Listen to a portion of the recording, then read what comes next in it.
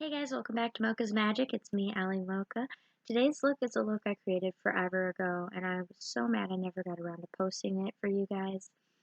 But now that the pandemic is kind of calming down a little bit, I am actually able to start putting these videos back on YouTube again. On Instagram, you might have seen that I shared this look, and I did tag the artist in which who made the original character. But in case you don't have Instagram or you're not following me, or maybe you just haven't seen it, I will be sharing her information in the description box so you guys can check her out and give her a follow and a like and a lot of love and support just like you guys do for me. Just a reminder though, these are live videos that I have recorded on Twitch, edited for YouTube, and just because I know you guys may not know it, I am slightly blind. So when I do my makeup, I take my glasses off and the mirror's in front of my face a lot. So I do apologize for that ahead of time. But without further ado, here's the video. The first step, as you guys already know if you've seen my videos, is primer. In this video today, I'm using my glow primer as well as my color correcting primer just to have as much of a neutral but glowy base as possible. I don't plan on putting any foundation on or any cover up of any sort other than this primer, strictly because I will be painting my entire face white, as well as my neck and my chest. So my base color will be white. There's no need to have the skin tone since it won't be showing. After I've got the primer completely covering my face, neck, and chest, I'm going to move on to using my white cream in order to cover my entire face, neck, and chest area where I plan on adding my colors. I use a cream paint instead of my regular water-based paints for this color, strictly because it ends up having a better coverage. When you use water paints, if you don't use the exact same amount of water for the entire base, you tend to have splotchy, non-even coverage. But with cream paints, it tends to be a little easier since you can just blend it out and it's hard to tell where it's not even. Plus, if I mess up, all I gotta do is gently wipe it off and just reapply. There's gonna be no issues there.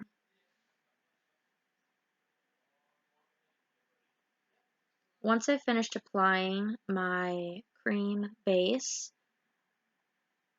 I will go over it with a setting powder. I use just regular Ben Nye clear setting powder. If you guys have not seen it before, it's actually a white powder, but it sets clear.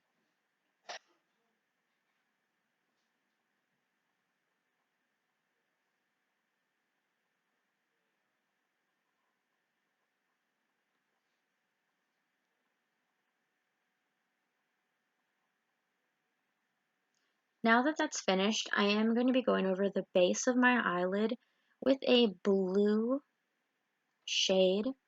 Now, I'm actually using a brush to apply this, but I eventually got sick of it and just went on in with the actual lipstick tube. I actually love the colors of these lipsticks. They were the perfect shade for what I was trying to do.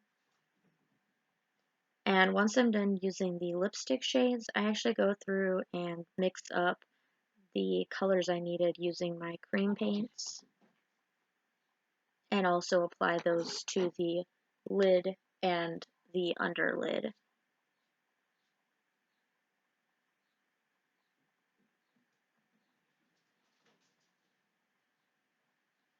Once that's finished, I'm going to draw a circle around my eye. It's going to be similar to that of a sugar skull. I will be filling in the circle with black, making sure to not cover the areas that I've already colored with blue and purple.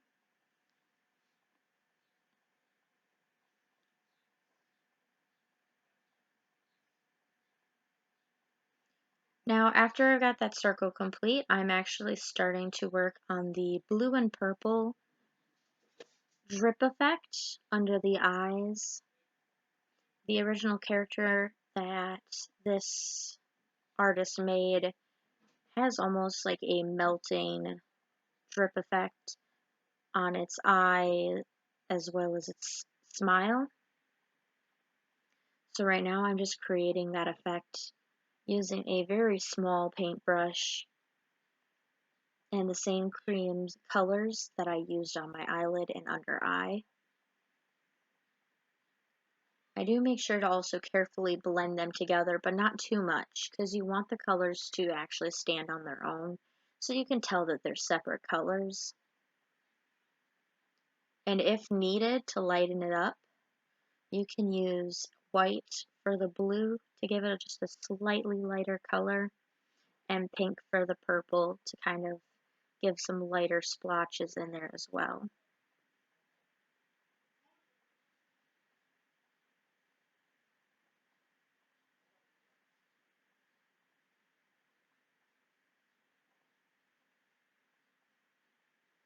Once I've finished the drip effect for the eye, I move on to first drawing in the lines for my sugar skull smile.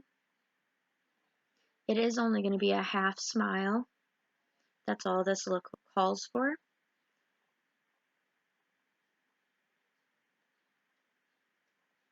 And you will see it when I make a mistake. I tend to just wipe it off, and I'm leaving all mistakes as are, just because I don't want to keep filling it in and re-drawing it and then re-wiping it off if I mess up again. We can always fill in at the end. Like I said, cream paint is so easy to fix mistakes with. There's no need to fret at any point. Once I have that baseline drawn exactly how I want it, I move on to doing the same drip effect I did on the eye, on the smile, again with the same blues, purples, white, and pink.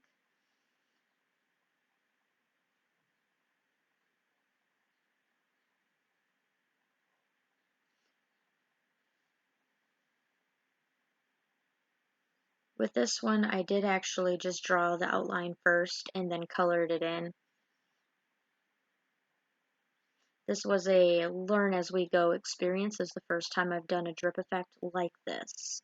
Usually I just use water paints and let it drip on its own. This time I was using cream base.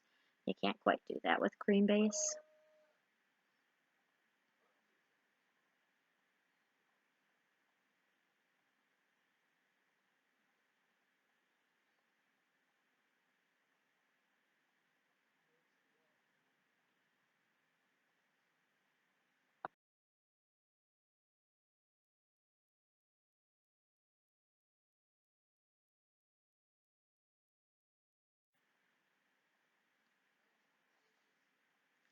Now once I've finished getting that smile exactly how I want it to look, I start to draw in where the original artist had put like stitches and other small details.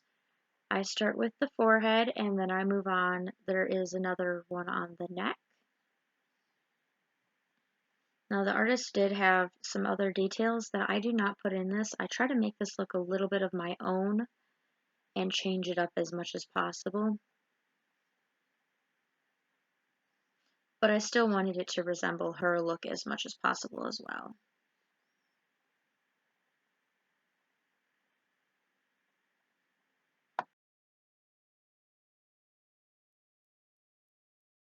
Once I've finished drawing in those details, I actually go back over and fill in all the spots that I have wiped off, getting the white paint back where it belongs, and kind of finalizing all of these details, making them as perfect as I possibly could have wanted them to be.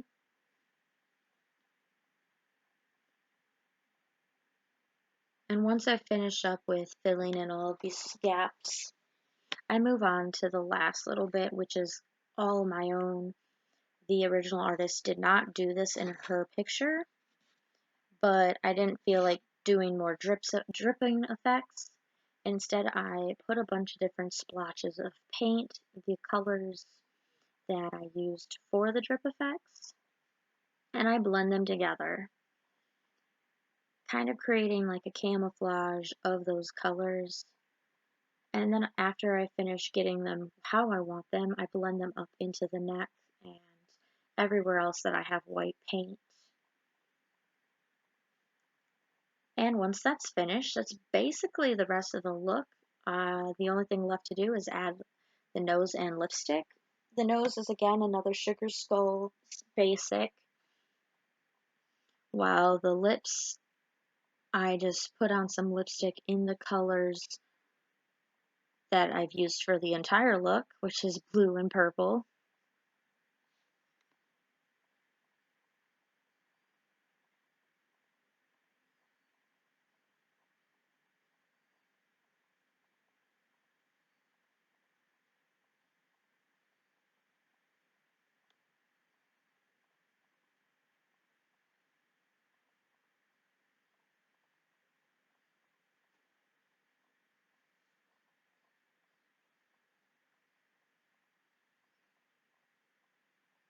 Okay, once I have my hair down, you have the final look.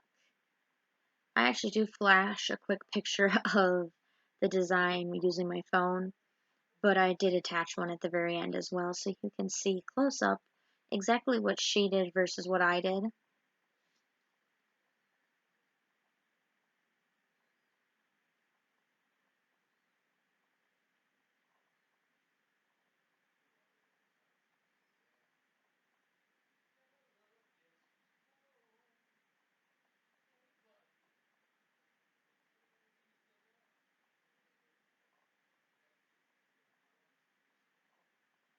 Yeah, there you have it.